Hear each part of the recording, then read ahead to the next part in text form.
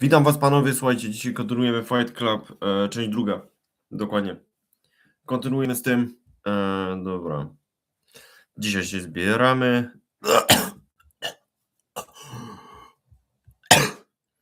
No, będzie zajebiście, mam nadzieję. Kino, dokładnie. Okej. No, lecimy no, dobra, lecimy audiobook, część druga. Okej. I dzisiaj lecimy Fight Club, odcinek drugi. Wyjaśnienie audiobooka. Już się zbieramy, panie i panowie. Dokładnie. Ja w ogóle muszę wam powiedzieć, dzisiaj mi powiedzieli, że wyglądam jak V z Cyberpunka, w sensie fryzurę taką sobie, że z fryzurę mi taką sobie zrobiłem. Ja im odpowiadam w ogóle, że wiesz, że postać kurwa jest kobietą. Ja nie mówię wow. I pod nią stoi, pod V oczywiście, V, żeńska wersja V, swoją drogą, z Cyberpunka i że ja jeszcze mówię, że pod nią stoi Keanu Reeves jeszcze. No to ogółem Redzi naprawdę mają niezły budżet, żeby inwestować w takie osoby. Dobre osoby swoją drogą, takie jak Keanu Reeves właśnie. Więc widać, że im naprawdę zależy. Redo, może są mega korporacją. Dla mnie oni nie powinni robić Wiedźmina 4. Znaczy, przynajmniej bez Geralta. Bez Geralta przynajmniej nie powinni tego robić, bo zawsze wiem, że... Znaczy, powiem tak, z Ciri jako główną bohaterką nie jest źle. Nie jest to zły pomysł, tylko boję się,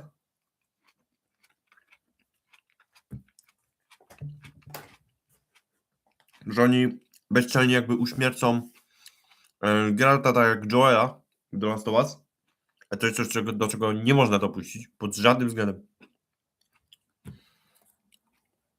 Pod żadnym względem nie wolno czegoś takiego w ogóle dopuszczać, bo to jest zbrodnia i kara.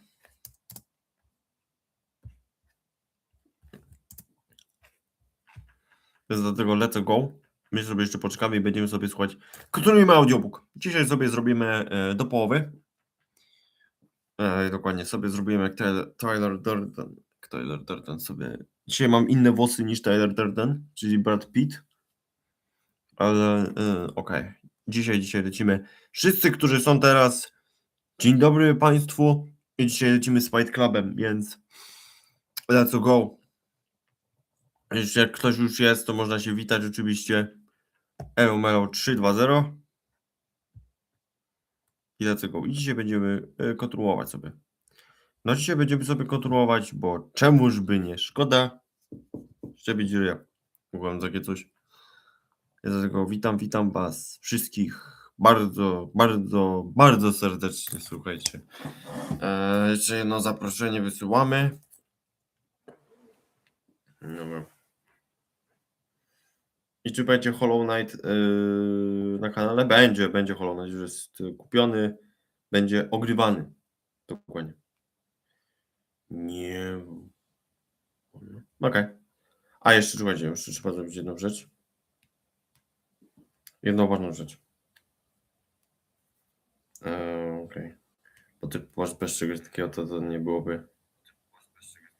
Bez czegoś takiego to by w ogóle nie mogło istnieć w ogóle. Okej. Coś takiego. Nakładamy. Okej.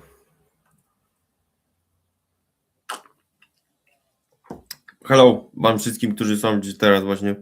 My dzisiaj będziemy słuchać audiobooku z Fight Clubu i porównywać sobie to z filmem. Więc my sobie tu jeszcze ile mamy? 4 minuty do 5 minut. Więc jak ktoś chce, to niech wysyła.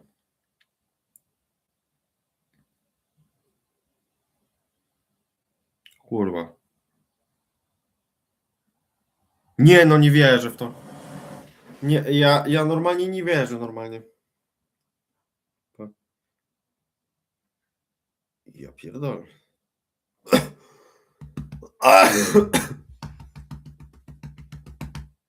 Kurwa. Muzyka, to GIF. Nie GIF. Żaden GIF nie zastąpi Oli. Wkładamy. Okej. Pixies.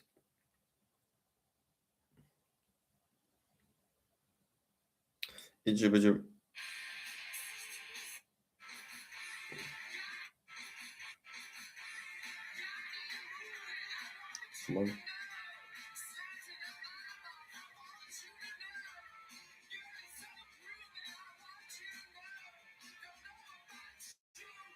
Dobra. Lecimy ze streamem. Jeszcze sobie tu chwilę poczekamy. I będziemy sobie słuchać audiobooku i muzy Pixies. Przede wszystkim, by wczuć się bardziej w klimat albumu Selferosa. Bo do tego najbardziej Selferosa w ogóle to jest niedoceniony album, muszę wam powiedzieć. A poczekajcie. Is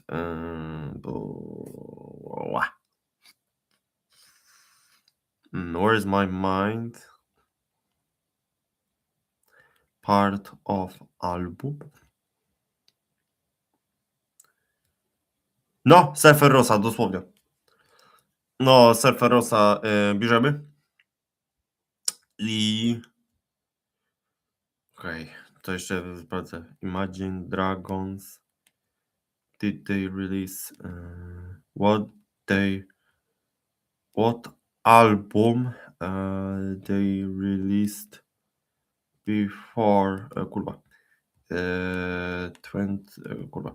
2021. Okay. What is? Okay. Trzeba na Origins, dobra. No, oni Origins stworzyli, pamiętam. No, czyli tak to wygląda.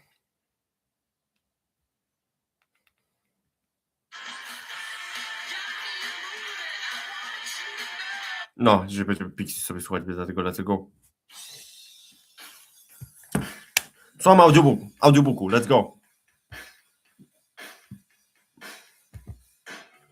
Nie to. To. After a night in fight, To jest. they fight without shirts or shoes. The fights go on as long as they have to. Those are the other rules of Fight Club. Who guys are in Fight Club is not who they are in the real world. Even if you told the kid in the copy center that he had a good fight, you wouldn't be talking to the same man. Who I am in Fight Club is not someone my boss knows. After a night in Fight Club, everything in the real world gets the volume turned down. Nothing can piss you off. Your word is law, and if other people break that law or question you, even that doesn't piss you off. In the real world, I'm a recall campaign coordinator in a shirt and tie, sitting in the dark with a mouthful of blood and changing the overheads and slides as my boss tells Microsoft how he chose a particular shade of pale cornflower blue for an icon. The first Fight Club was just Tyler and I pounding on each other. It used to be enough that when I came home angry and knowing that my life wasn't towing my 5-year plan, I could clean my condominium or detail my car. Someday I'd be dead without a scar, and there would be a really nice condo and car. Really, really nice until the dust settled or the next owner. Nothing is static. Even the Mona Lisa is falling apart. Since Fight Club, I can wiggle half the teeth in my jaw. Maybe self-improvement isn't the answer. Tyler never knew his father. Maybe self-destruction is the answer. Tyler and I still go to Fight Club together. Fight Club is in the basement of a bar now, after the bar closes on Saturday night, and every week you go and there's more guys there. Tyler gets under the one light in the middle of the black concrete basement, and he can see that light flickering back out of the dark in 100 pairs of eyes. First thing Tyler yells is, the first rule about Fight Club is you don't talk about Fight Club. O, The second rule about Fight Club, Tyler yells, is you don't talk about Fight Club. Me, I knew my dad for about 6 years, but I don't remember anything. My dad, he starts a new family in a new town about every 6 years.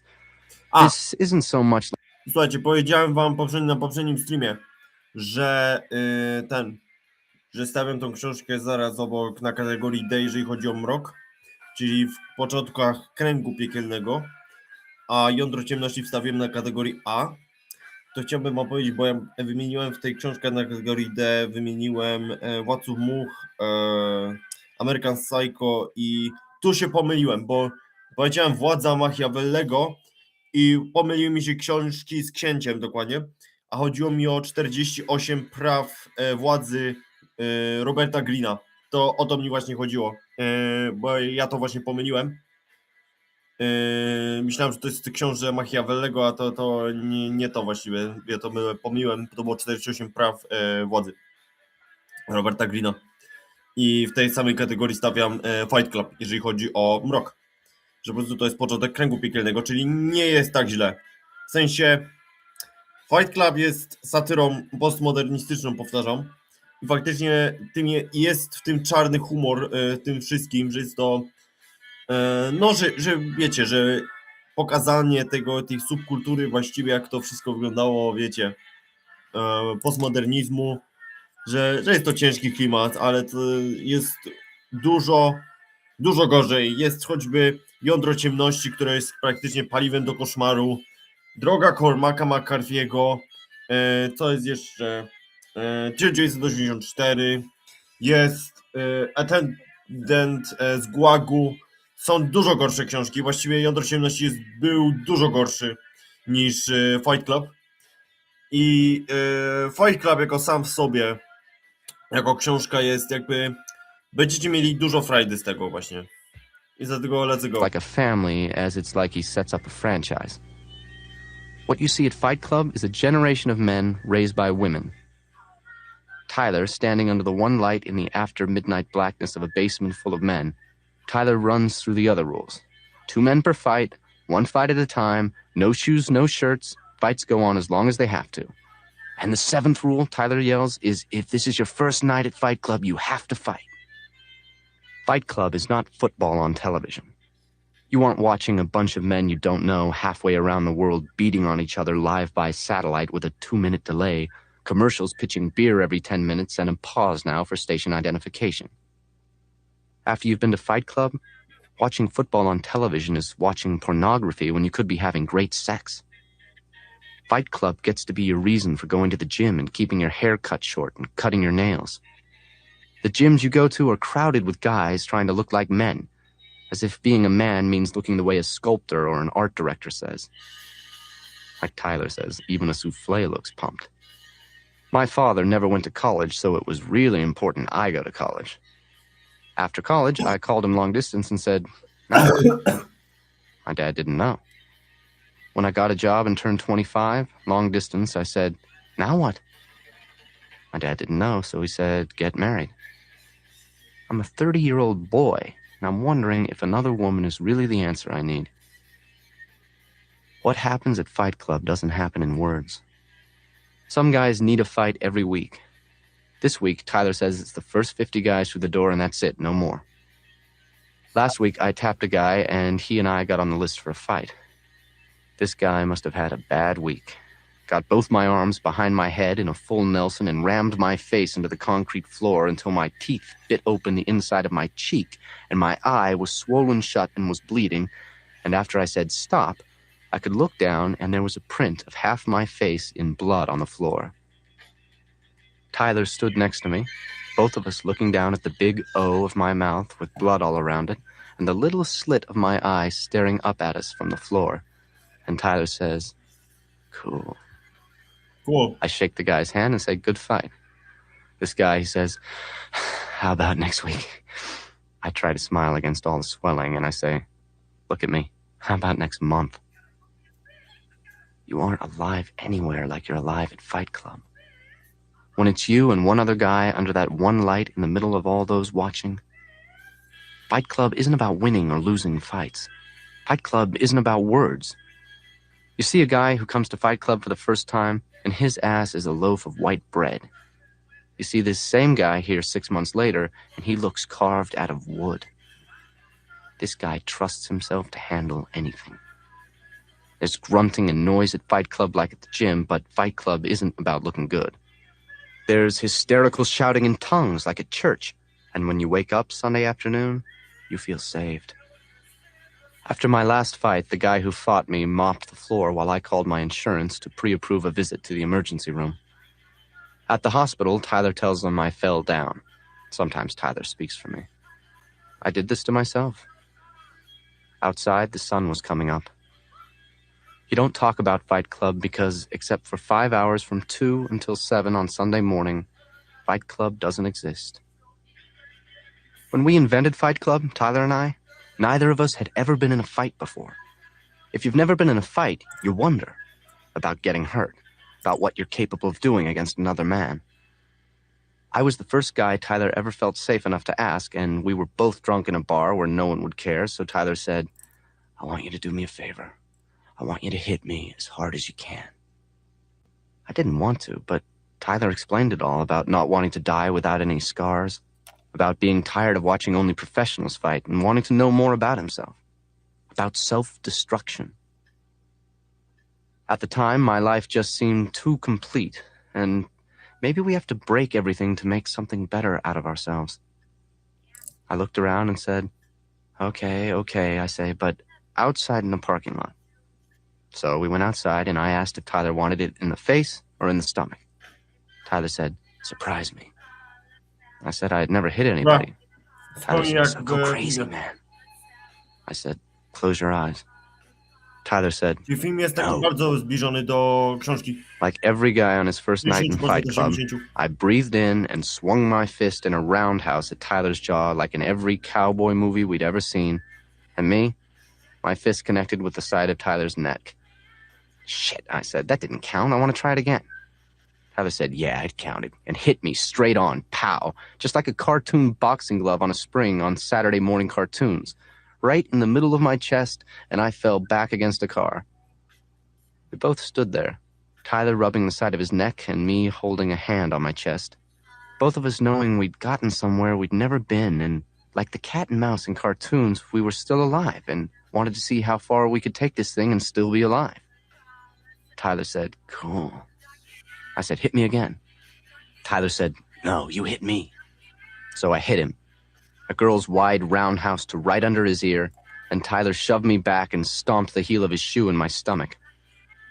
What happened next and after that didn't happen in words, but the bar closed and people came out and shouted around us in the parking lot. Instead of Tyler, I felt finally I could get my hands on everything in the world that didn't work.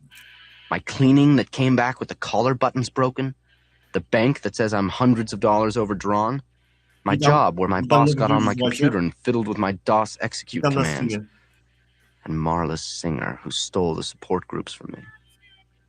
Nothing was solved when the fight was over, but nothing mattered.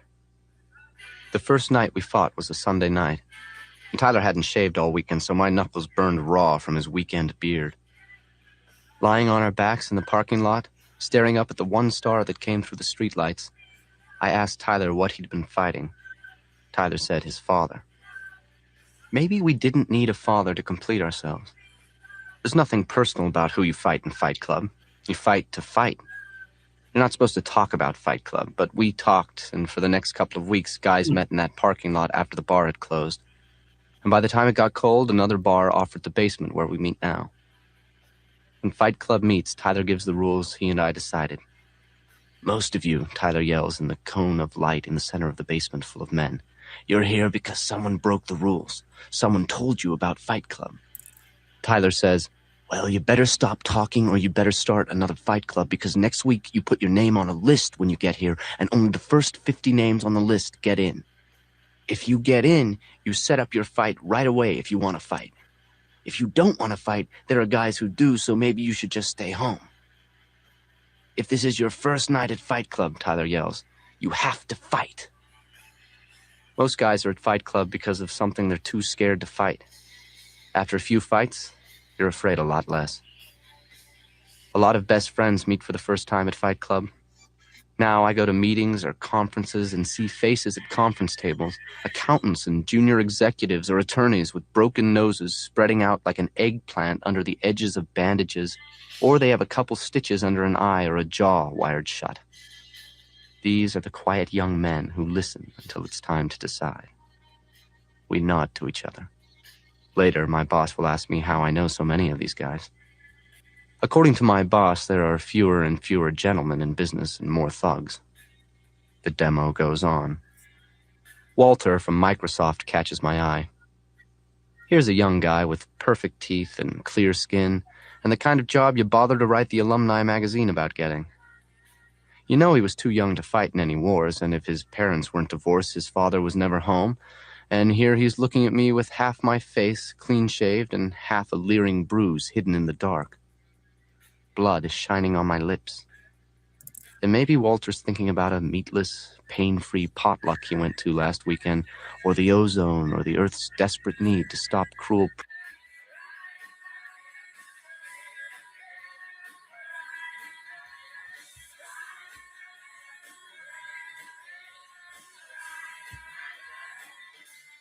Czekajcie, co się stało? Czekajcie, w ogóle, coś się w ogóle... One morning, there's the dead jellyfish Oh, of a used yeah. condom floating in the toilet. This is how Tyler meets Marla. I get up to take a leak, and there against the sort of cave paintings of dirt in the toilet bowl is this. You have to wonder, what do sperm think? This? This is the vaginal vault? What's happening here? All night long, I dreamed I was humping Marla Singer. Marla Singer smoking her cigarette. Marla Singer rolling her eyes. I wake up alone in my...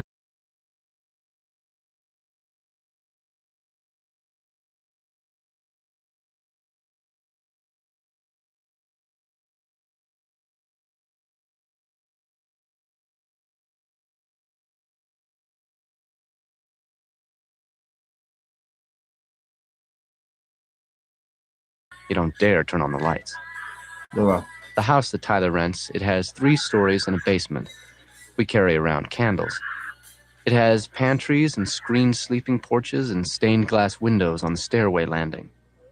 There are bay windows with window seats in the parlor.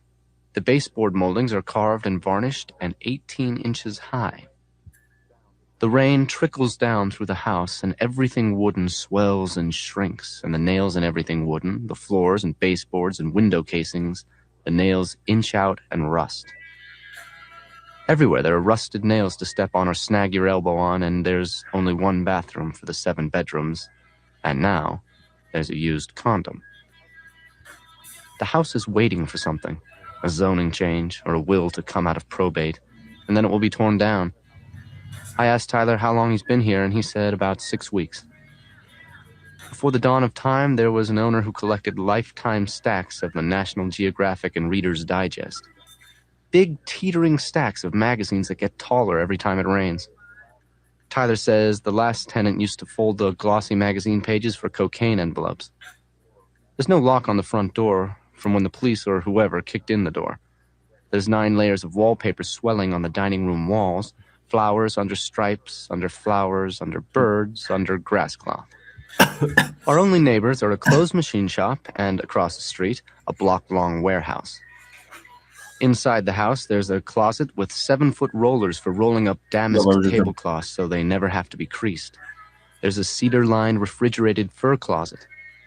The tile in the bathroom is painted with little flowers nicer than most everybody's wedding china, and there's a used condom in the toilet. I've been living with Tyler about a month. Tyler comes to breakfast with hickeys sucked all over his neck and chest, and I'm reading through an old Reader's Digest magazine. This is the perfect house for dealing drugs. There are no neighbors. There's nothing else on Paper Street except for warehouses and the pulp mill. The fart smell of steam from the paper mill and the hamster cage smell of wood chips in orange pyramids around the mill. This is the perfect house for dealing drugs because a bazillion trucks drive down Paper Street every day. But at night, Tyler and I are alone for a half mile in every direction. I found stacks and stacks of Reader's Digest in the basement, and now there's a pile of Reader's Digest in every room. Life in these United States. Laughter is the best medicine. Stacks of magazines are about the only furniture. In the oldest magazines, there's a series of articles where organs in the human body talk about themselves in the first person. I am Jane's uterus. I am Joe's prostate. No kidding. And Tyler comes to the kitchen table with his hickeys and no shirt and says, blah, blah, blah, blah, blah. He met Marla Singer last night and they had sex. Hearing this, I am totally Joe's gallbladder. All of this is my fault. Sometimes you do something and you get screwed. Sometimes it's the things you don't do and you get screwed. Last night, I called Marla. We've worked out a system so if I want to go to a support group, I can call Marla and see if she's planning to go. Melanoma was last night and I felt a little down. Marla lives at the Regent Hotel, which is nothing but brown bricks held together with sleeves, where all the mattresses are sealed inside slippery plastic covers so many people go there to die. You sit on any bed the wrong way, and you and the sheets and blankets slide right to the floor. I called Marla at the Regent Hotel to see if she was going to Melanoma. Marla answered in slow motion. This wasn't a for-real suicide, Marla said.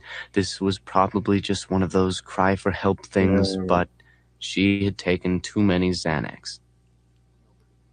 Picture going over to the Regent Hotel to watch Marla throwing herself around her crummy room saying, I'm dying, dying, I'm dying, dying, dying, dying.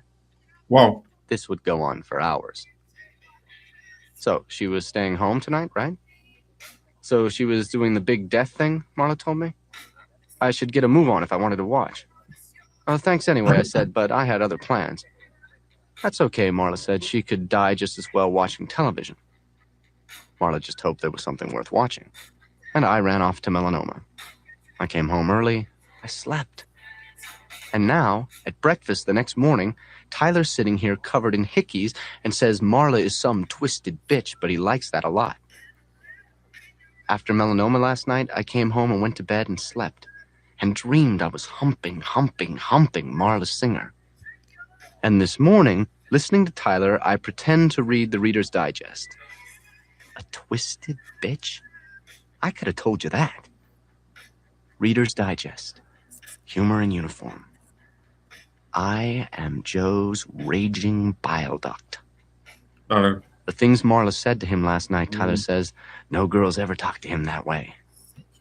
I am Joe's grinding teeth. I am Joe's inflamed, flaring nostrils. After Tyler and Marla had sex about 10 times, Tyler says, Marla said she wanted to get pregnant. Marla said she wanted to have Tyler's abortion. I am Joe's white knuckles. How could Tyler not fall for that? The night before last, Tyler sat up, splicing sex organs into Snow White. How could I compete for Tyler's attention? I am Joe's enraged, inflamed sense of rejection. What's worse is this is all my fault. After I went to sleep last night, Tyler tells me he came home from his shift as a banquet waiter, and Marla called him again from the Regent Hotel. This was it, Marla said. The tunnel, the light leading her down the tunnel, the death experience was so cool. Marla wanted me to hear her describe it as she lifted out of her body and floated up. Marla didn't know if her spirit could use the telephone, but she wanted someone to at least hear her last breath. No. Tyler answers the phone and misunderstands the whole situation. They've never met, so Tyler thinks it's a bad thing that Marla is about to die. It's nothing of the kind. This is none of Tyler's business, but Tyler calls the police, and Tyler races over to the Regent Hotel. Now, according to the ancient Chinese custom we all learned from television, Tyler is responsible for Marla forever because Tyler saved Marla's life. If I had only wasted a couple of minutes and gone over to watch Marla die, then none of this would have happened. Tyler tells me how Marla lives in room 8G on the top floor of the Regent Hotel, up 8 flights of stairs and down a noisy hallway with canned television laughter coming through the doors. Every couple seconds, an actress screams or actors die screaming in a rattle of bullets. Tyler gets to the end of the hallway, and even before he knocks, a thin, buttermilk sallow arm slingshots out the door of room 8G, grabs his wrist, and yanks Tyler inside. I bury myself in a Reader's Digest. Even as Marla yanks Tyler into her room, Tyler can hear brake squeals and sirens collecting out in front of the Regent Hotel. On the dresser, there's a dildo made of the same soft pink plastic as a million Barbie dolls. And for a moment, Tyler can picture millions of baby dolls and Barbie dolls and dildos injection molded and coming off the same assembly line in Taiwan. Marla looks at Tyler looking at her dildo, and she rolls her eyes and says, "Don't be afraid. It's not a threat to you." Marla shoves Tyler back out into the hallway, and she says she's sorry, but he shouldn't have called the police, and that's probably the police downstairs right now. In the hallway, Marla locks the door to 8G and shoves Tyler toward the stairs. On the stairs, Tyler and Marla flatten against the wall as police and paramedics charge by with oxygen, asking which door will be 8G. Marla tells them the door at the end of the hall. Marla shouts to the police that the girl who lives in 8G used to be a lovely, charming girl, but the girl is a monster bitch monster. The girl is infectious human waste, and she's confused and afraid to commit to the wrong thing, so she won't commit to anything. The girl in 8G has no faith in herself, Marla shouts, and she's worried that as she grows older, she'll have fewer and fewer options. Marla shouts, "Good luck!" The police pile up at the locked door to 8G, and Marla and Tyler hurry down to the lobby. Behind them, a policeman is yelling at the door, "Let us help you, Miss Singer. You have every reason to live. Just let us in, Marla, and we can help you with your problems." Marla and Tyler rushed out into the street.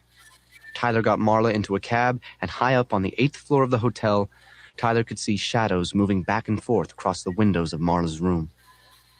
Out on the freeway with all the lights and the other cars, 6 lanes of traffic racing toward the vanishing point, Marla tells Tyler he has to keep her up all night. If Marla ever falls asleep, she'll die. A lot of people wanted Marla dead, she told Tyler. These people were already dead and on the other side, and at night they called on the telephone. Marla would go to bars and hear the bartender calling her name, and when she took the call, the line was dead. Tyler and Marla, they were up almost all night in the room next to mine. When Tyler woke up, Marla had disappeared back to the Regent Hotel. I tell Tyler Marla Singer doesn't need a lover. She needs a caseworker. Tyler says, "Don't call this love." Long story short, now Marla's out to ruin another part of my life. Ever since college, I make friends, they get married, I lose friends. Fine. Neat, I say. Tyler asks, "Is this a problem for me?" I am Joe's clenching bowels. "No," I say, "it's fine." Put a gun to my head and paint the wall with my brains. Just great, I say. Really. My boss sends me home because of all the dried blood on my pants, and I am overjoyed. The hole punched through my cheek doesn't ever heal. I'm going to work, and my punched-out eye sockets are 2 swollen-up black bagels around the little piss holes I have left to see through. Until today, it really pissed me off that I'd become this totally centered Zen master and nobody had noticed. Still, I'm doing the little fax thing. I write little haiku things and fax them around everyone. When I pass people in the hall at work, I get totally zen right in everyone's hostile little face. Worker bees can leave. Even drones can fly away. The queen is their slave. You give up all your worldly possessions and your car and go live in a rented house in the toxic waste part of town where late at night you can hear Marla and Tyler in his room calling each other human butt wipe. Take it, human butt wipe. Do it, butt wipe. Choke it down. Keep it down, baby. Just by contrast, this makes me the calm little center of the world. Me, with my punched-out eyes and dried blood and big, black, crusty stains on my pants, I'm saying hello to everybody at work. Hello. Look at me. Hello. I'm so zen. This is blood. This is nothing. Hello. Everything is nothing, and it's so cool to be enlightened. Like me. Sigh. Look, outside the window, a bird. My boss asked if the blood was my blood. The bird flies downwind. I'm writing a little haiku in my head. Without just one nest, a bird can call the world home. Life is your career. I'm counting on my fingers. 5, 7, 5. The blood? Is it mine? Yeah, I say some of it. This is a wrong answer. Like this is a big deal. I have 2 pair of black trousers, 6 white shirts, 6 pair of underwear, the bare minimum. I go to Fight Club. These things happen. Go home, my boss says, get changed. I'm starting to wonder if Tyler and Marla are the same person, except for their humping every night in Marla's room. Doing it. Tyler and Marla are never in the same room. I never see them together. Still, you never see me and Zsa Zsa Gabor together, and this doesn't mean we're the same person. Tyler just doesn't come out when Marla's around. So I can wash the pants, Tyler has to show me how to make soap. Tyler's upstairs, and the kitchen is filled with the smell of cloves and burnt hair. Marla's at the kitchen table, burning the inside of her arm with a clove cigarette and calling herself human butt wipe. I embrace my own festering, diseased corruption, Marla tells the cherry on the end of her cigarette. Marla twists the cigarette into the soft, white belly of her arm. Burn, witch, burn. Tyler's upstairs in my bedroom looking at his teeth in my mirror and says he's got me a job as a banquet waiter, part-time. At the Pressman Hotel if you can work in the evening, Tyler says. The job will stoke your class hatred. Yeah, I say, whatever. They make you wear a black bow tie, Tyler says. All you need to work there is a white shirt and black trousers. Soap, Tyler, I say. We need soap. We need to make some soap. I need to wash my pants. I hold Tyler's feet while he does 200 sit-ups. To make soap, first we have to render fat. Tyler is full of useful information. Except for their humping, Marla and Tyler are never in the same room. If Tyler's around, Marla ignores him. This is familiar ground. This is exactly how my parents were invisible to each other. Then my father went off to start another franchise. My father always said, get married before the sex gets boring or you'll never get married. My mother said, never buy anything with a nylon zipper. My parents never said anything you'd want to embroider on a cushion. Dobra. Tyler does 198 sit-ups, 199, 200. Tyler's wearing a sort of gummy flannel bathrobe and sweatpants. Get Marla out of the house, Tyler says. Send Marla to the store for a can of lye. The flake kind of lye, not the crystal kind. Just get rid of her. Me? I'm 6 years old again and taking messages back and forth between my estranged parents. I hated this when I was 6. I hate it now. Tyler starts doing leg lifts and I go downstairs to tell Marla, the flake kind of lie, and I give her a $10 bill and my bus pass. While Marla is still sitting at the kitchen table, I take the clove cigarette from between her fingers. Nice and easy. With a dishcloth, I wiped the rusty spots on Marla's arm where the burn scabs cracked and started to bleed. Then I wedge each of her feet into a high-heel shoe. Marla looks down at me doing my Prince Charming routine with her shoes, and she says, I let myself in. I didn't think anyone was home. Your front door doesn't lock. I don't say anything. You know, the condom is the glass slipper of our generation. You slip it on when you meet a stranger, you dance all night, and you throw it away. The condom, I mean, not the stranger. I'm not talking to Marla. She can horn in on my support groups and Tyler, but there's no way she can be my friend. I've been waiting here all morning for you. Flowers bloom and die. Wind brings butterflies or snow. A stone won't notice. Marla gets up from the kitchen table, and she's wearing a sleeveless blue-colored dress made of some shiny material. Marla pinches the edge of the skirt and turns it up for me to see little dots of stitching on the inside. She's not wearing any underwear, and she winks. I wanted to show you my new dress, Marla says. It's a bridesmaid dress, and it's all hand-sewn. Do you like it? The Goodwill thrift sold it for $1. Somebody did all these tiny stitches just to make this ugly, ugly dress, Marla says. Can you believe it? The skirt is longer on one side than on the other, and the waist of the dress orbits low around Marla's hips. Before she leaves for the store, Marla lifts her skirt with her fingertips and sort of dances around me and the kitchen table, her ass flying around inside her skirt. What Marla loves, she says, is all the things that people love intensely and then dump an hour or a day after. The way a Christmas tree is the center of attention, then after Christmas you see those dead Christmas trees with the tinsel still on them, dumped alongside the highway.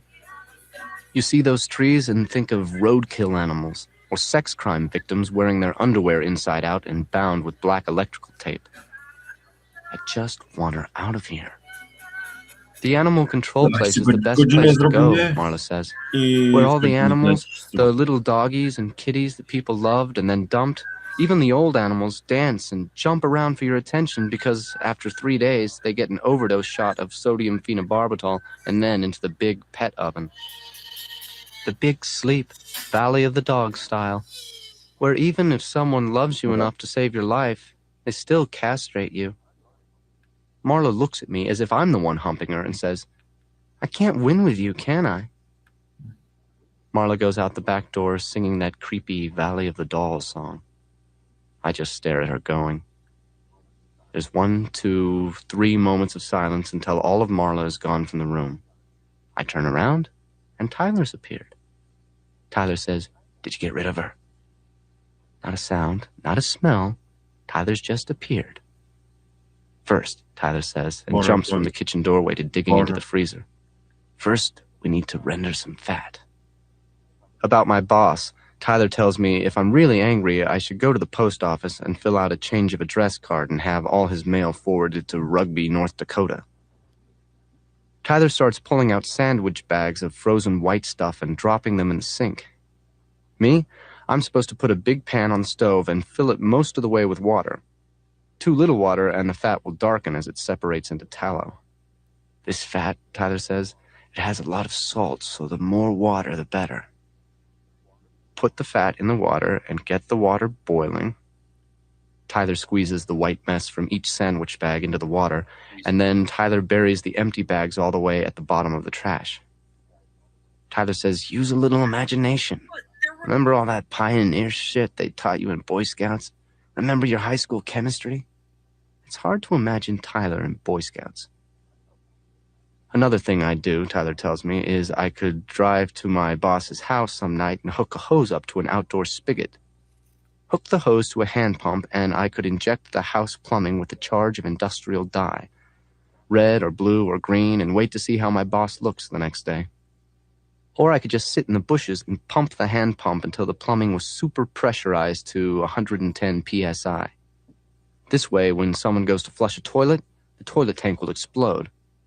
At 150 psi, if someone turns on the shower, the water pressure will blow off the shower head, strip the threads, blam! The shower head turns into a mortar shell. Tyler only says this to make me feel better. The truth is, I like my boss. Besides, I'm enlightened now. You know? Only Buddha-style behavior. Spider chrysanthemums, the Diamond Sutra, and the Blue Cliff Record.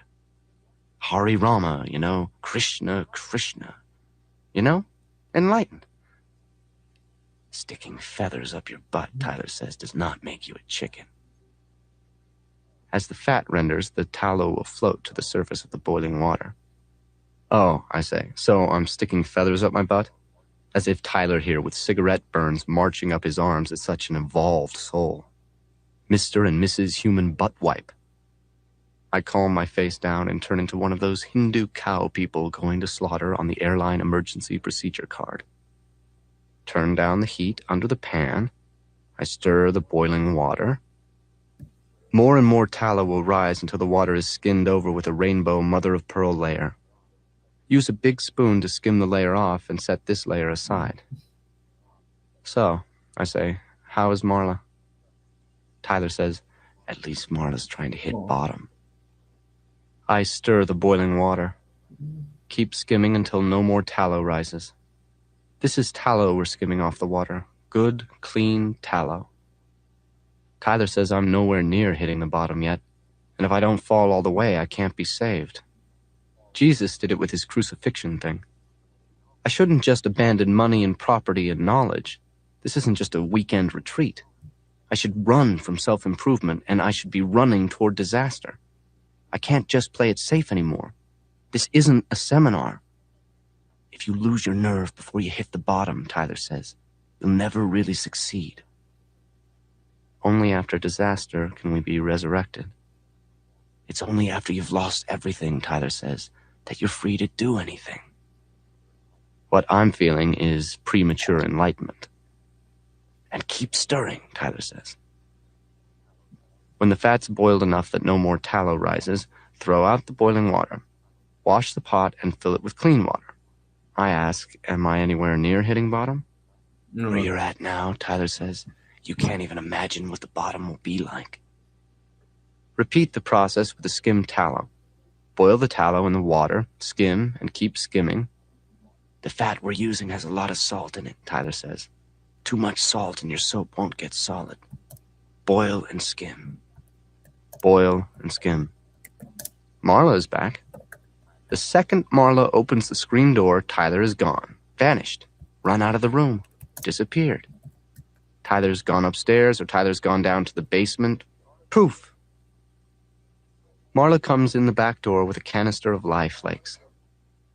At the store, they have 100% recycled toilet paper, Marla says. The worst job in the whole world must be recycling toilet paper. I take the canister of lye and put it on the table. I don't say anything. Can I stay over tonight? Marla says. I don't answer. I count in my head. 5 syllables, 7, 5. Ci, którzy tu są właśnie. A tiger can smile. A snake will say it loves you. Lies make us evil. Marla says, what are you cooking? I am Joe's boiling point. I say, go, just get out, okay? Don't you have a big enough chunk of my life yet? Marla grabs my sleeve and holds me in one place for the second it takes to kiss my cheek. Please call me, she says. Please. We need to talk. I say, yeah. The moment Marla is out the door, Tyler appears back in the room. Fast as a magic trick. My parents did this magic act for 5 years. I boil and skim while Tyler makes room in the fridge. Steam layers the air and water drips from the kitchen ceiling. The 40-watt bulb hidden in the back of the fridge, something bright I can't see behind the empty ketchup bottles and jars of pickle brine or mayonnaise. Some tiny light from inside the fridge edges Tyler's profile bright. Boil and skim, boil and skim. Put the skimmed tallow into milk cartons with the tops opened all the way. With the chair pulled up to the open fridge, Tyler watches the tallow cool. In the heat of the kitchen, clouds of cold fog waterfall out from the bottom of the fridge and pool around Tyler's feet. As I fill the milk cartons with tallow, Tyler puts them in the fridge. I go to kneel beside Tyler in front of the fridge, and Tyler takes my hands and shows them to me. The lifeline, the love line, the mounds of Venus and Mars, the cold fog pooling around us, the dim bright light on our faces. I need you to do me another favor, Tyler says. This is about Marla, isn't it? Don't ever talk to her about me. Don't talk about me behind my back. Do you promise? Tyler says. I promise. Tyler says, if you ever mention me to her, you'll never see me again. I promise. Promise. I promise. Tyler says, now remember, that was 3 times that you promised. A layer of something thick and clear is collecting on top of the tallow in the fridge. The tallow, I say, it's separating. No, Don't worry, jest dobra Tyler jakoś. says. The clear layer is Jest dobrze. You can mix the glycerin back Jest in when dobrze, you make słuchajcie. soap. Or you can Dobra. skim the glycerin off. Tyler licks his lips and turns my Tak, hands w ogóle palm down on his thigh, Troszkę jest powalone, on the więc gummy flannel lap jądro of his ciemności było bathrobe. dużo gorsze, jeżeli chodzi o ciemność, You can ale mix the glycerin with nitric fajka w acid ogóle to make to nitroglycerin, jest... Tyler says. O Jezus, to I nawet czy się nie breathe dziwię, with czy my się mouth zastanawiam, czemu open film and jakby nie say, został Jakby film został zrealizowany bezpośrednio w formie to, co było Tyler książce, licks his lips to wet został and na pewno shining NC-17. and kisses the back of my Znaczy, hand. inna mroczna książka, You can mroczniejsza od mix tego the filmu, książki, nitroglycerin with sodium Requiem nitrate do and snu sawdust to make dostało dynamite, NC-17 Tyler says. porządkowo, ale The kiss dostał shines wet on the mocno back of my cenzurowane, white w hand. sensie ocenzurowano, że Dynamite, dostał Erkę. I say, and sit back on my heels. Tyler pries the lid off the can of lye. You can blow up bridges, Tyler says. You can mix the nitroglycerin with more nitric acid and paraffin and make gelatin explosives, Tyler says. You could blow up a building easy, Tyler says. Tyler tilts the can of lye an inch above the shining wet kiss on the back of my hand. This is a chemical burn, Tyler says, and it will hurt worse than you've ever been burned. Worse than 100 cigarettes. The kiss shines on the back of my hand. You'll have a scar, Tyler says. With enough soap, Tyler says, you could blow up the whole world. Now remember your promise.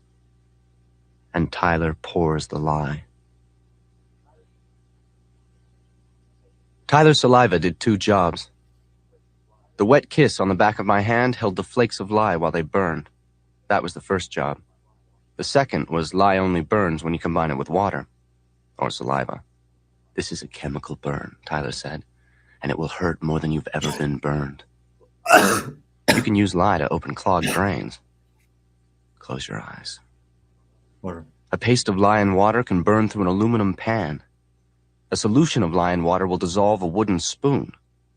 Combined with water, lye heats to over 200 degrees, and as it heats, it burns into the back of my hand, and Tyler places his fingers of one hand over my fingers, our hands spread on the lap of my blood-stained pants, and Tyler says to pay attention, because this is the greatest moment of my life. Because everything up to now is a story, Tyler says, and everything after now is a story. This is the greatest moment of our life. The lye clinging in the exact shape of Tyler's kiss is a bonfire or a branding iron or an atomic pile meltdown on my hand at the end of a long, long road I picture miles away from me. Tyler tells me to come back and be with him. My hand is leaving, tiny and on the horizon at the end of the road. Picture the fire still burning, except now it's beyond the horizon. A sunset. Come back to the pain, Tyler says. This is the kind of guided meditation they use at support groups. Don't even think of the word pain. Guided meditation works for cancer. It can work for this. Look at your hand, Tyler says. Don't look at your hand. Don't think of the word searing or flesh or tissue or charred. Don't hear yourself cry. Guided meditation. You're in Ireland. Close your eyes. You're in Ireland the summer after you left college, and you're drinking at a pub near the castle where every day busloads of English and American tourists come to kiss the Blarney Stone. Don't shut this out, Tyler says. Soap and human sacrifice go hand in hand. You leave the pub in a stream of men walking through the beaded, wet car silence of streets where it's just rain. It's night, till you get to the Blarney Stone Castle.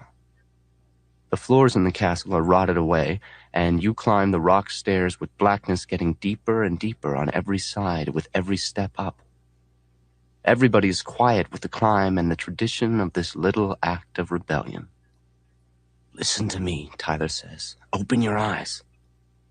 In ancient history, Tyler says, human sacrifices were made on a hill above a river. Thousands of people. Listen to me. The sacrifices were made and the bodies were burned on a pyre. You can cry, Tyler says. You can go to the sink and run water over your hand, but first you have to know that you're stupid and you will die. Look at me. Someday, Tyler says, you will die, and until you know that, you're useless to me. You're in Ireland. You can cry, Tyler says, but every tear that lands in the lye flakes on your skin will burn a cigarette burn scar. Guided meditation.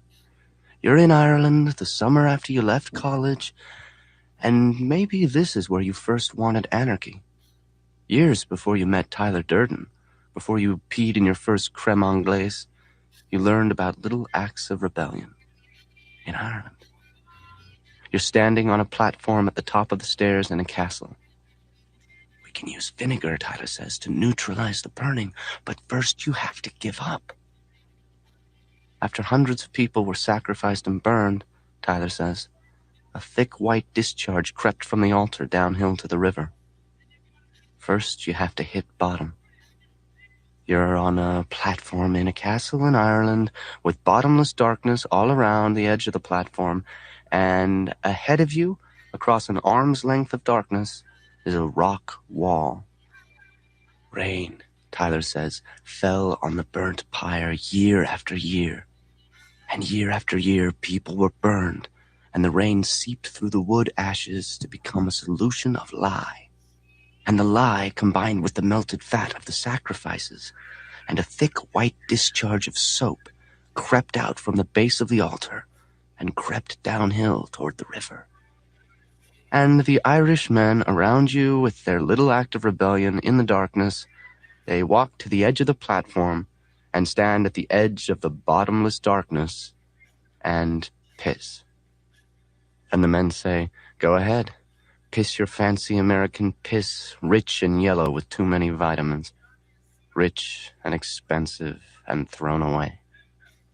This is the greatest moment of your life, Tyler says, and you're off somewhere missing it. You're in Ireland. Oh, and you're doing it. Oh, yeah. Yes. And you can smell the ammonia and the daily allowance of B vitamins. Where the soap fell into the river, Tyler says, after 1,000 years of killing people in rain, the ancient people found their clothes got cleaner if they washed at that spot. I'm pissing on the Blarney Stone. Jeez, Tyler says. I'm pissing in my black trousers with the dried bloodstains my boss can't stomach. You're in a rented house on Paper Street. This means something, Tyler says. This is a sign, Tyler says. Tyler is full of useful information. Cultures without soap, Tyler says, they use their urine and the urine of their dogs to wash their clothes and hair because of the uric acid and ammonia. There's the smell of vinegar, and the fire on your hand at the end of the long road goes out. There's the smell of lye scalding the branched shape of your sinuses, and the hospital vomit smell of piss and vinegar. It was right to kill all those people, Tyler says. The back of your hand is swollen red and glossy as a pair of lips in the exact shape of Tyler's kiss. Scattered around the kiss are the cigarette burn spots of somebody crying. Open your eyes, Tyler says, and his face is shining with tears. Congratulations, Tyler says. You're a step closer to hitting bottom. You have to see, Tyler says, how the first soap was made of heroes. Think about the animals used in product testing. Think about the monkeys shot into space. Without their death, their pain, without their sacrifice, Tyler says, we would have nothing.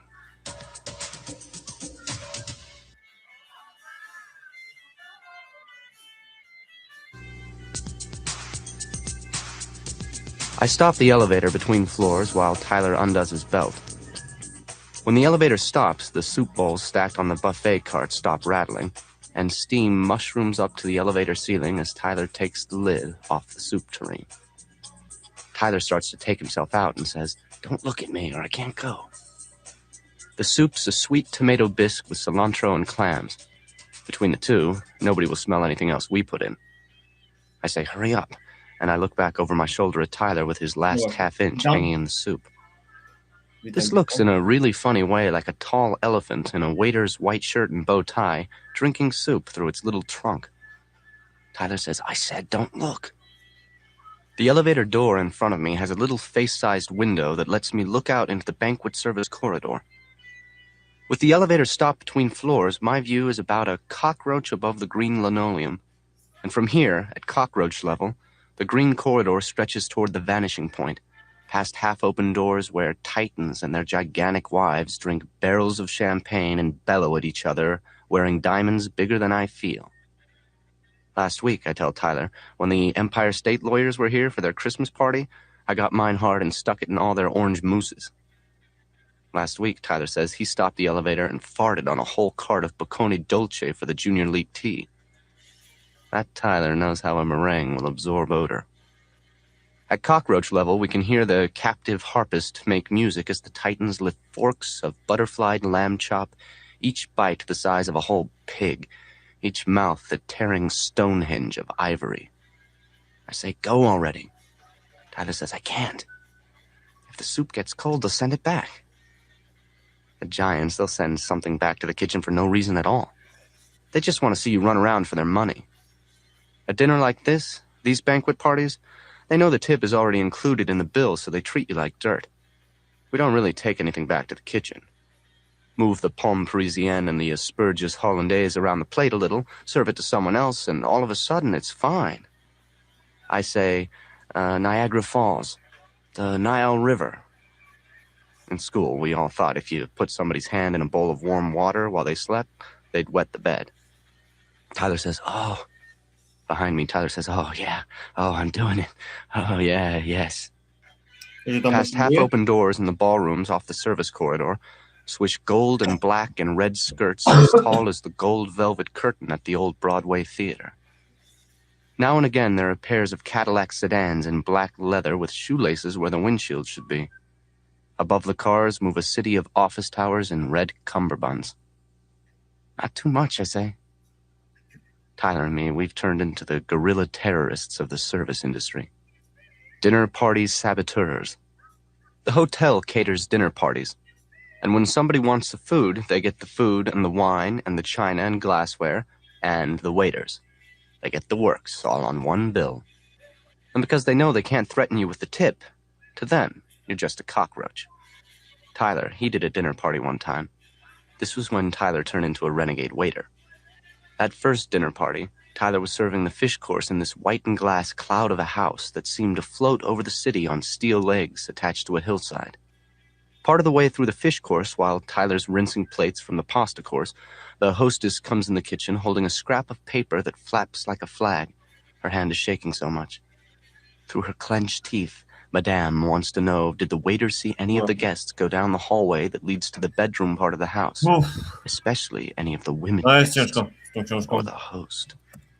In the kitchen, Ale mogła it's być Tyler and gorzej. Albert and Len and Jerry rinsing and stacking the plates, and a prep cook, Leslie, basting garlic butter on the artichoke hearts stuffed with shrimp and escargot. We're not supposed to go in that part of the house, Tyler says. We come in through the garage.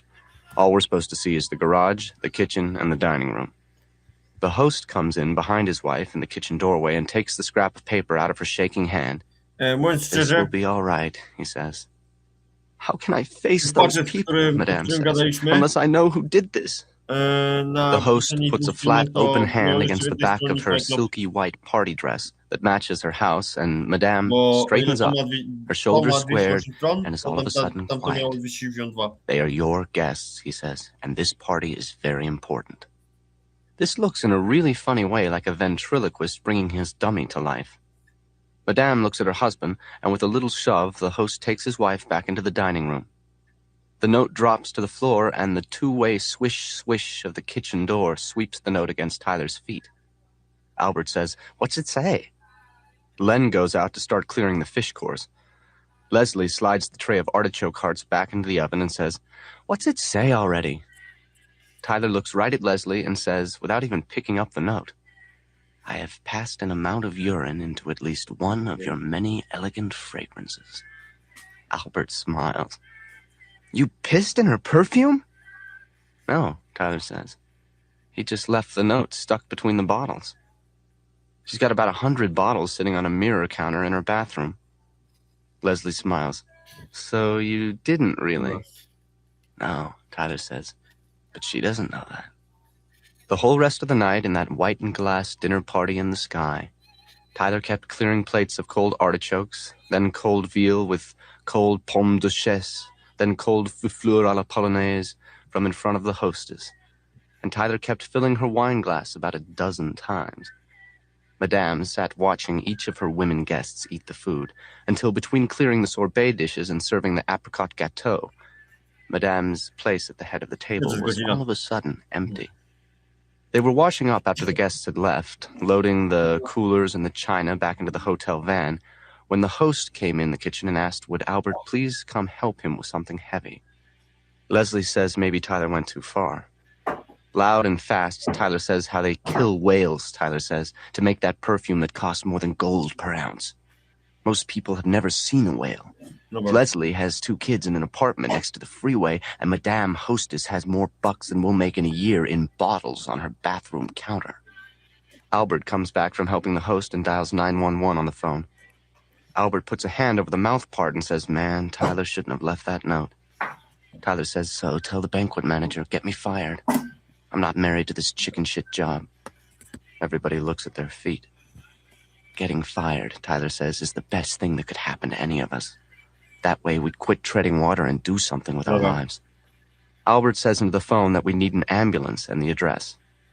Waiting on the line, Albert says the hostess is a real mess right now. Albert had to pick her up from next to the toilet. The host couldn't pick her up because Madame says he's the one who peed in her perfume bottles, and she says he's trying to drive her crazy by having an affair with one of the women guests tonight, and she's tired of all the people they call their friends. The host can't pick her up because Madame's fallen down behind the toilet in her white dress, and she's waving around half a broken perfume bottle. Madame says she'll cut his throat. He even tries to touch her. Tyler says, cool. And Albert stinks. Leslie says, Albert, honey, you stink. There's no way you could come out of that bathroom not stinking, Albert says. Every bottle of perfume is broken on the floor, and the toilet is piled full of the other bottles. They look like ice, Albert says, like at the fanciest hotel parties where we have to fill the urinals with crushed ice. The bathroom stinks, and the floor is gritty with slivers of ice that won't melt. And when Albert helps Madame to her feet, her white dress wet with yellow stains, Madame swings the broken bottle at the host, slips in the perfume and broken glass, and lands on her palms. She's crying and bleeding, curled against the toilet. Oh, and it stings, she says. Oh, Walter, it stings. It's stinging, Madame says. The perfume, all those dead whales and the cuts in her hands, it stings. The host pulls Madame to her feet against him, Madame holding her hands up as if she were praying, but with her hands an inch apart and blood running down the palms, down the wrists, across a diamond bracelet, and to her elbows where it drips. And the host, he says, it'll be all right, Nina. My hands, Walter, Madame says. It will be all right. Madame says, who would do this to me? Who could hate me this much? The host says to Albert, would you call an ambulance? That was Tyler's first mission as a service industry terrorist. Guerrilla waiter. Minimum wage despoiler. Tyler's been doing this for years, but he says everything is more fun as a shared activity. At the end of Albert's story, Tyler smiles and says, cool. Back in the hotel right now, in the elevator stop between the kitchen and the banquet floors, I tell Tyler how I sneezed on the trout in aspic for the dermatologist convention, and 3 people told me it was too salty, and 1 person said it was delicious. Tyler shakes himself off over the soup tureen and says he's run dry. This is easier with cold soup, vichyssoise, or when the chefs make a really fresh gazpacho. This is impossible with that onion soup that has a crust of melted cheese on it and ramekins. If I ever ate here, that's what I'd order. We were running out of ideas, Tyler and me. Doing stuff to the food got to be boring, almost part of the job description. Then I hear one of the doctors, lawyers, whatever, say how a hepatitis bug can live on stainless steel for 6 months. You have to wonder how long this bug can live on rum custard charlotte russe or salmon timbal. I asked the doctor where could we get our hands on some of these hepatitis bugs, and he's drunk enough to laugh. Everything goes to the medical waste dump, he says, and he laughs. Everything. The medical waste dump sounds like hitting bottom. One hand on the elevator control, I asked Tyler if he's ready. The scar on the back of my hand is swollen red and glossy as a pair of lips in the exact shape of Tyler's kiss. 1 second, Tyler says. The tomato soup must still be hot because the crooked thing Tyler tucks back in his pants is boiled pink as a jumbo prawn. In South America, land of enchantment, we could be wading in a river where tiny fish will swim up Tyler's urethra. The fish have barbed spines that flare out and back, so once they're up Tyler, the fish set up housekeeping and get ready to lay their eggs. In so many ways, how we spent Saturday night could be worse. Could have been worse, Tyler says, what we did with Marla's mother. I say, shut up. Tyler says the French government could have taken us to an underground complex outside of Paris where not even surgeons, but semi-skilled technicians would razor our eyelids off as part of toxicity testing and aerosol tanning spray. This stuff happens, Tyler says. Read the newspaper. What's worse is I knew what Tyler had been up to with Marla's mother, but for the first time since I've known him, Tyler had some real play money. Tyler was making real bucks. Nordstrom's called and left an order for 200 bars of Tyler's brown sugar facial soap before Christmas. At $20 a bar suggested retail price, we had money to go out on Saturday night. Money to fix the leak in the gas line, go dancing. Without money to worry about, maybe I could quit my job. Tyler calls himself the Paper Street Soap Company. People are saying it's the best soap ever. What would have been worse, Tyler says, is if you had accidentally eaten Marla's mother. Through a mouthful of Kung Pao chicken, I say to just shut the hell up. Where we are this Saturday night is the front seat of a 1968 Impala sitting on 2 flats in the front row of a used car lot. Tyler and me were talking, drinking beer out of cans, and the front seat of this Impala is bigger than most people's sofas. The car lots up and down this part of the boulevard, in the industry they call these lots the pot lots, where the cars all cost around $200, and during the day, the gypsy guys who run these lots stand around in their plywood offices smoking long, thin cigars. The cars are the beater first cars kids drive in high school. Gremlins and Pacers, Mavericks and Hornets, Pintos, International Harvester pickup trucks, lowered Camaros and Dusters and Impalas. Cars that people loved and then dumped. Animals at the pound. Bridesmaid dresses at the Goodwill. With dents in gray or red or black primer quarter panels and rocker panels and lumps of body putty that nobody ever got around to sanding. Plastic wood and plastic leather and plastic chrome interiors. At night, the gypsy guys don't even lock the car doors. The headlights on the boulevard go by behind the price painted on the Impala Big wraparound cinemascope windshield. See the USA. The price is $98. From the inside, this looks like 89 cents. 00.89. America is asking you to call. Most of the cars here are about $100, and all the cars have an as-is sales agreement hanging in the driver's window. We chose the Impala because if we have to sleep in a car on Saturday night, this car has the biggest seats. We're eating Chinese because we can't go home. It was either sleep here or stay up all night at an after-hours dance club. We don't go to dance clubs. Tyler says the music is so loud, especially the bass tracks, that it screws with his biorhythm. The last time we went out, Tyler said, the loud music made him constipated. This and the club is too loud to talk, so after a couple of drinks, everyone feels like the center of attention, but completely cut off from participating with anyone else. You're the corpse in an English murder mystery. We're sleeping in a car tonight because Marla came to the house and threatened to call the police and have me arrested for cooking her mother. And then Marla slammed around the house screaming that I was a ghoul and a cannibal, and she went kicking through the piles of Reader's Digest and National Geographic. And then I left her there, in a nutshell. After her accidental-on-purpose suicide with Xanax at the Regent Hotel, I can't imagine Marla calling the police, but Tyler thought it would be good to sleep out tonight, just in case. Just in case Marla burns the house down. Just in case Marla goes out and finds a gun. Just in case Marla is still in the house. Just in case. I try to get centered. Watching white moon face, the stars never feel anger. Blah, blah, blah, the end. Here, with the cars going by on the boulevard and a beer in my hand, in the Impala with its cold, hard, Bakelite steering wheel maybe 3 feet in diameter, and the cracked vinyl seat pinching my ass through my jeans, Tyler says, "One more time, tell me exactly what happened." For weeks, I ignored what Tyler had been up to.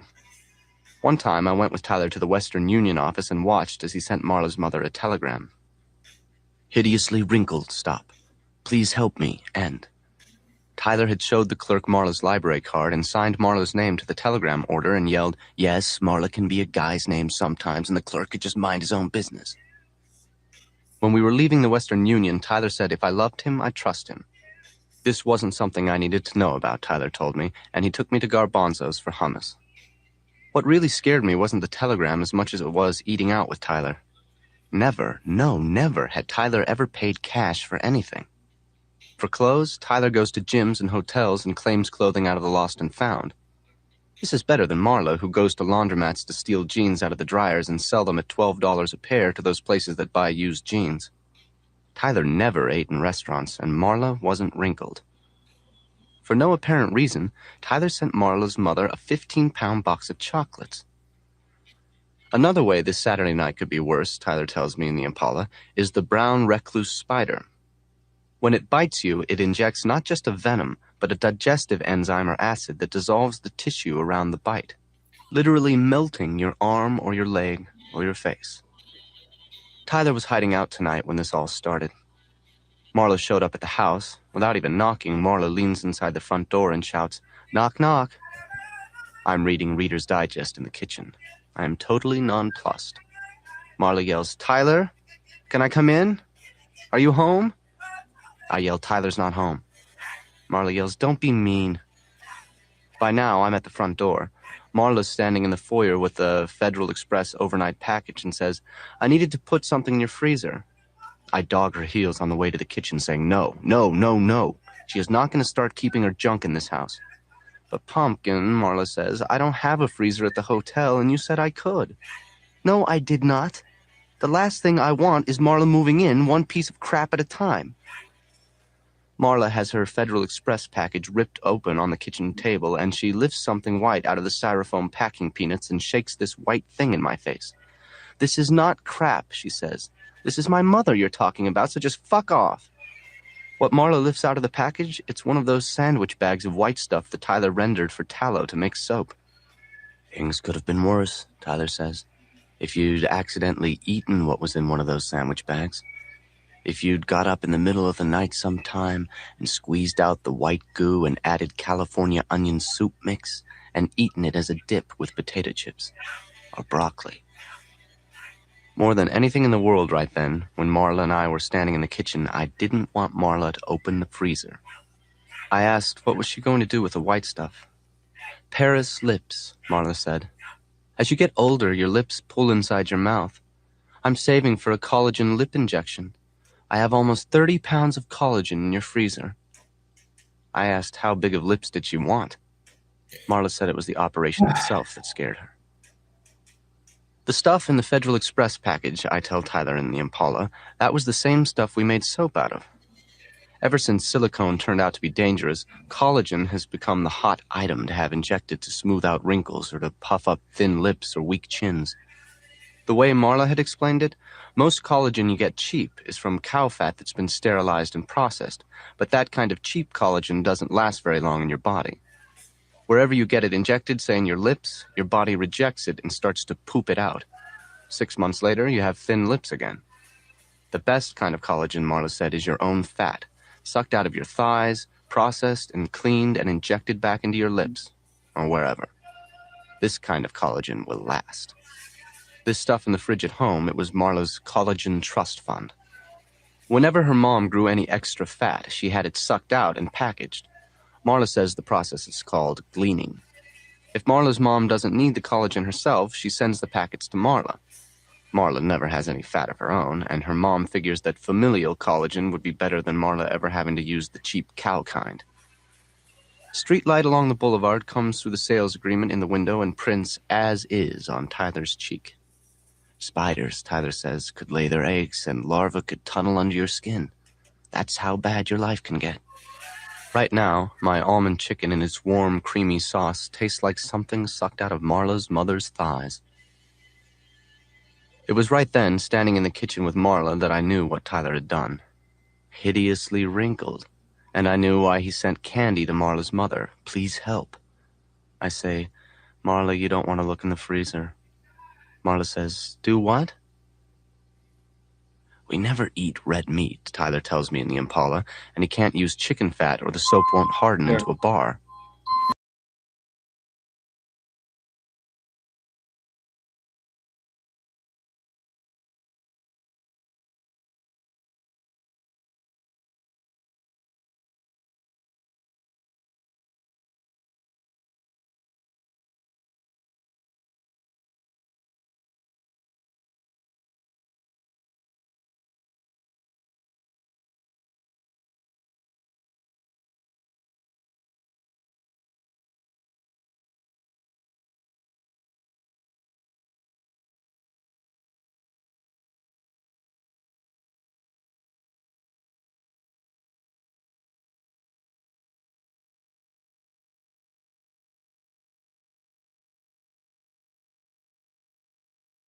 Saying over and over, it wasn't me, I didn't do it.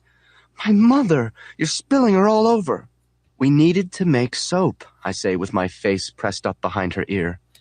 We needed to wash my pants, to pay the rent, to fix the leak in the gas line. It wasn't me, it was Tyler. Marla screams, what are you talking about? And twists out of her skirt. I'm scrambling to get off the greased floor with an armful of Marla's India cotton print skirt, and Marla, in her panties and wedgie heels and peasant blouse, throws open the freezer part of the fridge, and inside there's no collagen trust fund. There's 2 old flashlight batteries, but that's all. Where is she? I'm already crawling backwards, Yeah. my hands slipping, my shoes slipping on the linoleum, and my ass wiping a clean path across the dirty floor away from Marla and the fridge. I hold up the skirt so I don't have to see Marla's face when I tell her the truth. We made soap out of it. Her, Marla's mother. Soap? Soap. You boil fat. You mix it with lye. You get soap. When Marla screams, I throw the skirt in her face and run. I slip. I run. Around and around the first floor, Marla runs after me, skidding on the corners, pushing off against the window casings for momentum, slipping, leaving filthy handprints of grease and floor dirt among the wallpaper flowers, falling and sliding into the wainscoting, getting back up, running. Marla screaming, you boiled my mother? Tyler boiled her mother. Marla screaming, always one swipe of her fingernails behind me. Tyler boiled her mother. You boiled my mother. The front door was still open, and then I was out the front door with Marla screaming in the doorway behind me. My feet didn't slip against the concrete sidewalk, and I just kept running. Whoa. Until I found Tyler, or until Tyler found me, and I told him what happened. With 1 beer each, Tyler and I spread out on the front and back seats, with me in the front seat. Even now, Marla's probably still in the house, throwing magazines against the walls and screaming how I'm a prick and a monster, two-faced, capitalist, suck-ass bastard.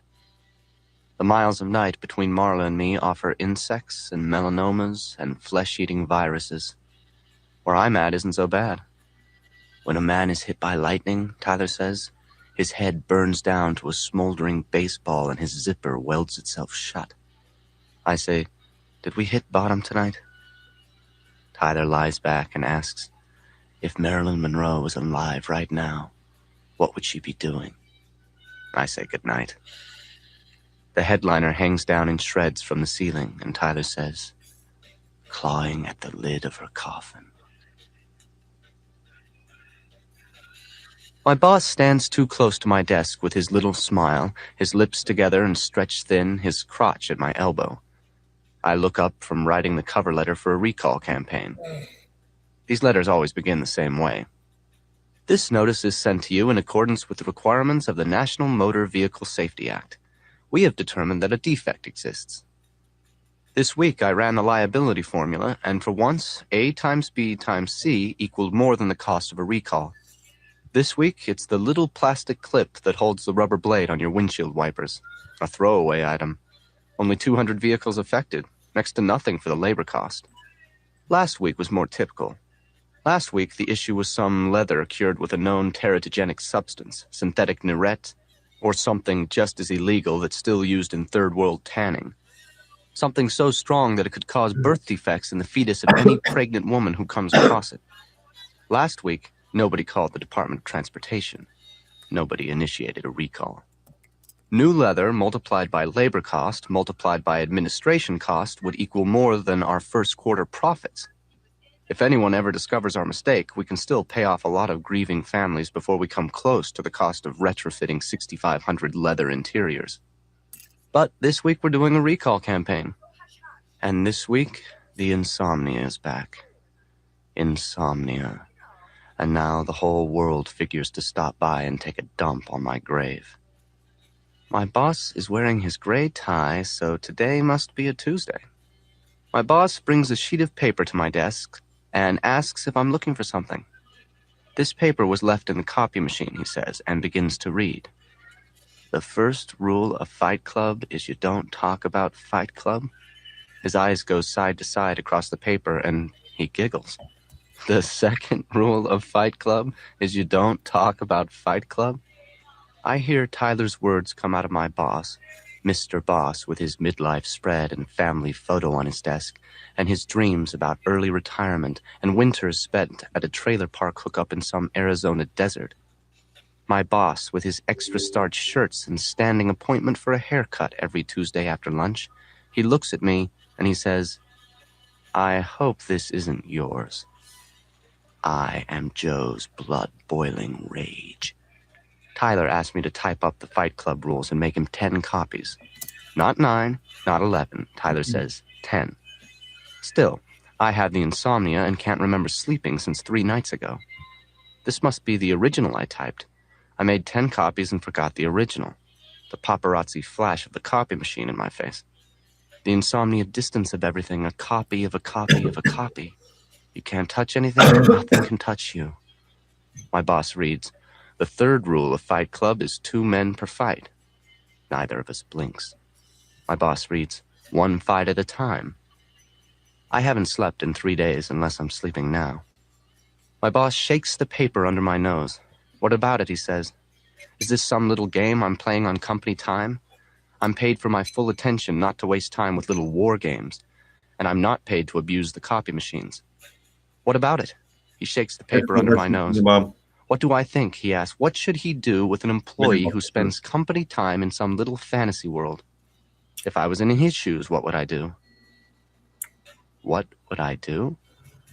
The hole in my cheek, the blue-black swelling around my eyes, and the swollen red scar of Tyler's kiss on the back of my hand. Nawet też dzisiaj nie chcę nagrywać A tego, copy ale już of a jesteśmy w copy. połowie prawie, więc Speculation. no. Why does Tyler want 10 Nie, tego mam copies jeszcze? of Fight Club rules? Siedzimy, tego mam Hindu jeszcze. cow. What I would do, I say, is I'd be very careful who I talk to about this paper. Triku.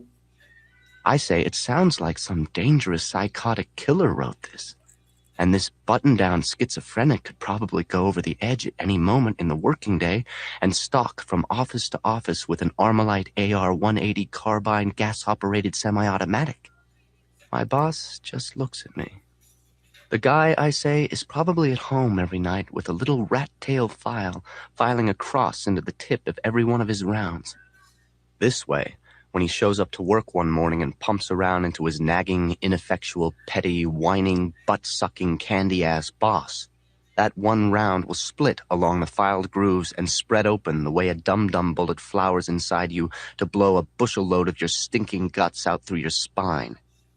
Picture your gut chakra opening in a slow-motion explosion of sausage casing small intestine.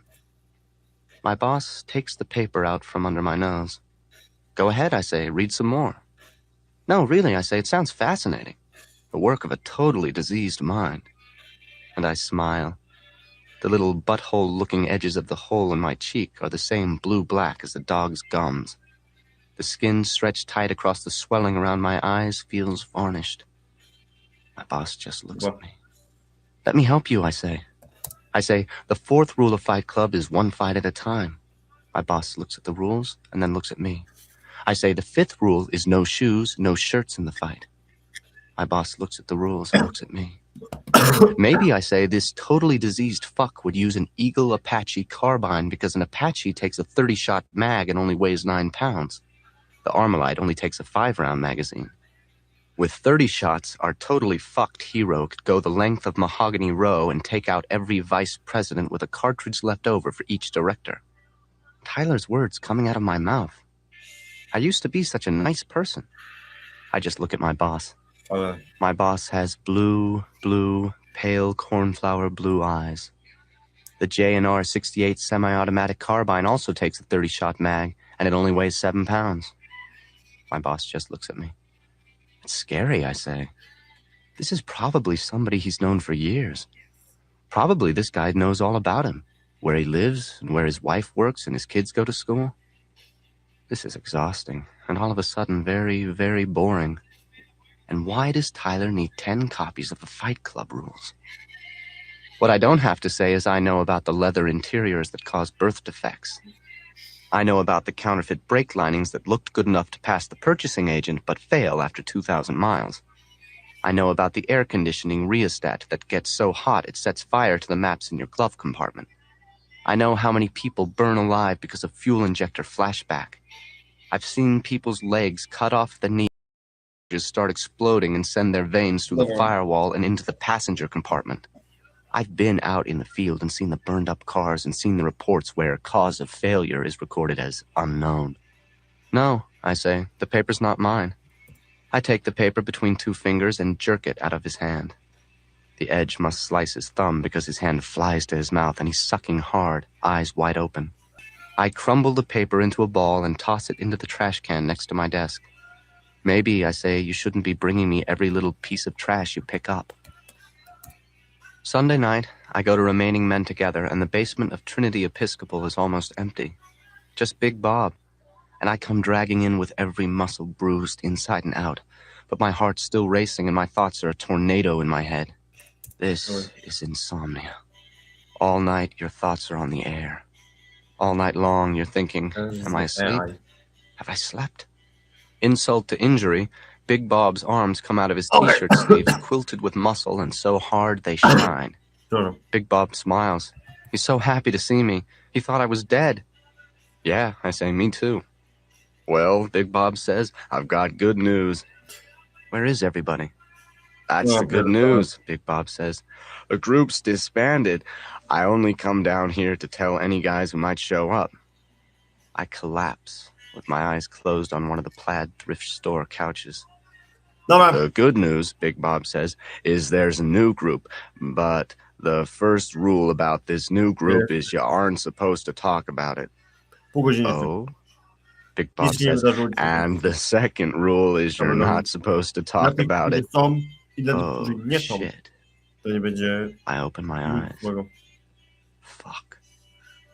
The group's called Fight Club, Big Bob says, and it meets every Friday night in a closed garage across town. On Thursday night, there's another Fight Club that meets at a garage closer by. I don't know either of these places. The first rule about Fight Club, Big Bob says, is you don't talk about Fight Club. Wednesday, Thursday, and Friday night, Tyler is a movie projectionist. I saw his pay stub last week. The second rule about Fight Club, Big Bob says, is you don't talk about Fight Club. Saturday night, Tyler goes to Fight Club with me. Only 2 men per fight. Sunday morning, we come home beat up and sleep all afternoon. Only 1 fight at a time, Big Bob says. Sunday and Monday night, Tyler's waiting tables. You fight without shirts or shoes. Tuesday night, Tyler's at home making soap, wrapping it in tissue paper, shipping it out. The Paper Street Soap Company. The fights, Big Bob says, go on as long as they have to. Those are the rules invented by the guy who invented Fight Club. Big Bob asks, do you know him? I've never seen him myself, Big Bob says, but the guy's name is Tyler Durden. Słuchajcie, bo ja Paper to Street teraz Soap robię. Company. Do I know him? I don't know, I say. Maybe.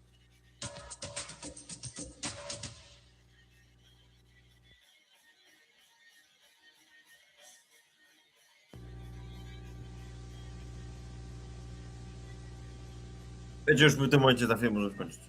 Wiecie? przerwać. When I get to the Region Hotel, Marla's in the lobby wearing a bathrobe. Tego streama. Marla called me at work and asked would I skip the gym and the library or the laundry or whatever I had planned after work and come to see her instead. This is why Marla called, because she hates me. She doesn't say a thing about her college and trust fund. Dead. Marla accepts the meals and says they're asleep. Long thing, but this morning she looks and there seemed to be a lump, and the nodes under her arm near the lump were hard and tender at the same time, and she couldn't tell anyone she loves because she doesn't want to scare them and she can't afford to see a doctor if this is nothing, but she needed to talk to someone and someone else needed to look. The color of Marla's brown eyes is like an animal that's been heated in a furnace and dropped into cold water. They call that vulcanized or galvanized or tempered. Marla says she'll forgive the collagen thing if I'll help her look. I figure she doesn't call Tyler because she doesn't want to scare him. I'm neutral in her book. I owe her. Kończymy. Dobra. Żegnam. Do następnego. Ale przedtem, zanim skończymy Fight Club, to będzie coś jeszcze inna reakcja jutro, więc trzymajcie się.